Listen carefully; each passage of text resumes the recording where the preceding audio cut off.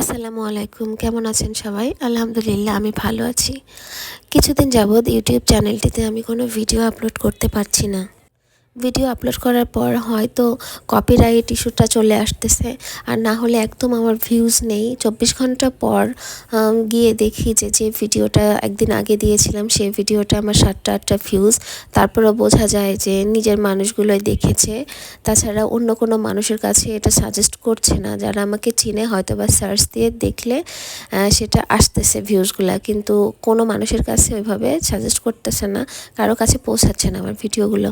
তো যাই হোক, অনেক মন খারাপ আমার। এটা নিয়ে আমি খুবই আপসেট আছি, কারণ এটা নিয়ে আমার অনেক বড় একটা স্বপ্ন ছিল যে আমি বাসায় বসে কিছু একটা করতে চাই, সংসার সামলিয়ে বাচ্চা কাচ্চা সামলিয়ে তার তার মধ্যে যেন আমি এই চ্যানেলটা চালাইতে পারি, কিছু করতে পারি।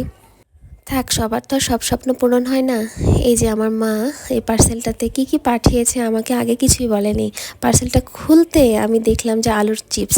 এইটা তো আমার ভীষণই পছন্দ, ছোটোবেলা থেকে এটা খেতে আমি খুবই পছন্দ করি। মাঝে মধ্যে আমাকে করে দেয়। লাস্ট 3 ইয়ার্স আগে একবার পাঠিয়েছিল, এর মধ্যে আর পাঠানো হয় নাই। আমার মাও বেশ অসুস্থ মানুষ। বাবা মা আসলে ছেলে মেয়েদের জন্য কত টেনশন করে, কত চিন্তা করে, কত কিছু করার চেষ্টা করে। আমি চিন্তা করি যে আমি এত পড়াশোনা করে কি করলাম, ঘর সংসার সামলাচ্ছি, সন্তান সামলাচ্ছি, কত পড়াশোনা করেও কিছু করতে পারলাম না। মাঝে মধ্যে মনে হয় যে বাবা মা যেমন শখ করে সন্তানের জন্য, সন্তানেরও তো ইচ্ছা হয় বাবা মার জন্য কিছু করতে, কিন্তু আসলে কই, মেয়েরা কি করতে পারে? কিছুই করতে পারে না। আর যতটুকুই বা করে তারা পরের সংসারে থেকে করতে হয়, আর চেয়েই তো নিতে হয়। সবচেয়ে বড় কথা, চেয়ে নিতে হয়। তারপরে চাওয়ার মধ্যেও যদি জটিলতা থাকে, বা দেওয়ার মধ্যেও যদি জটিলতা থাকে, একটা দুইটা খারাপ কথা থাকে, তাহলে কিন্তু ওই দেয়াটা আমার কাছে কেন জানি মূল্যহীন মনে হয়। মনে হয় যে এটা আসলে দেয়া না।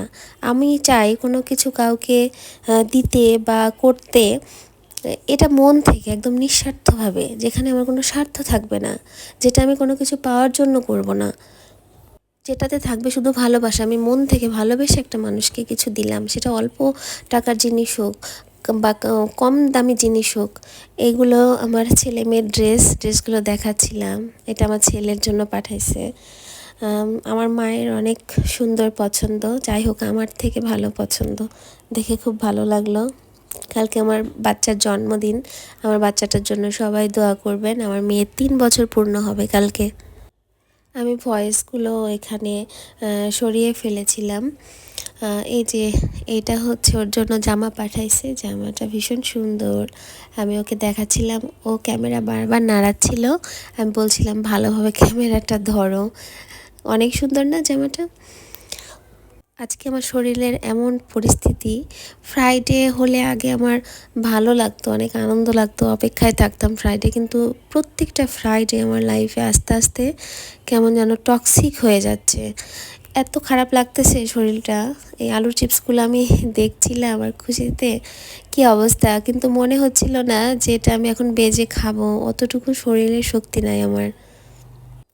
সবাই আমার জন্য দোয়া করবেন আর আমাকে সাপোর্ট করবেন, আমি যেন কিছু একটা করতে পারি, হালাল উপায়ে যেন কিছু একটা করতে পারি, আমার নিজের স্বপ্নগুলো আমি পূরণ করতে পারি। আমি যাদেরকে খুব ভালোবাসি, যারা আমার খুব কাছের, তাদেরকে যেন আমি সুন্দর সুন্দর গিফট করতে পারি, নিজের ইনকাম দিয়ে, নিজের অর্থ দিয়ে। সবাই আমার জন্য দোয়া করবেন, আমার এই মনের আশাটা যেন আল্লাহ খুব দ্রুত পূরণ করে দেয়। আমি বড়ইয়ের আচার খেতে ভীষণ পছন্দ করি। এটা খোলার পরে দেখলাম এটার মধ্যে বড়ইয়ের আচার আছে। আর বড়ইয়ের আচারগুলো আমার মা একটি পলির মধ্যে পাঠিয়ে দিয়েছে, এটা এখন কাচের বয়ামে আমি ভরে রাখবো। এটা ফ্রিজে রাখলে অনেক দিন খাওয়া যাবে। আরও কিছু গিফট দিয়েছে। আমার দুইটা ছোট ছোট বোন আছে, ওদের জমানো কিছু টাকা দিয়ে আমার মেয়ের জন্য গিফট কিনেছে। কত বড় মন মানসিকতা, একদম আমার মতনই হয়েছে। আমার কিছু থাক বা না থাক, আমার প্রচণ্ড শখ আমি আমার কাছের মানুষগুলোকে গিফট করব। আমি তাদের, আমার মনে হয় কি, কিছু গিফট করলে, কিছু দিলে যদি তারা একটু হাসে, ওই হাসিটা আমার কাছে কোটি টাকার চেয়েও বেশি মূল্যবান। এটা হচ্ছে আমার ছোট্ট বোন, সে কিনে দিয়েছে এটা। আর আরেকটা গিফটের বক্সও আছে, ওইটার মধ্যে ছিল 6টা প্লেট। এটা আমার মেয়ের জন্য পাঠাইছে। আমার বাসায় প্লেটের অভাব নাই, অনেক অনেক প্লেট, অনেক থালা বাসন, কিন্তু তারপরে ওদের এই পাঠানো জিনিসগুলো দেখে আমার খুব ভালো লাগছে। এটা না হয় স্মৃতি করে রেখে দিব।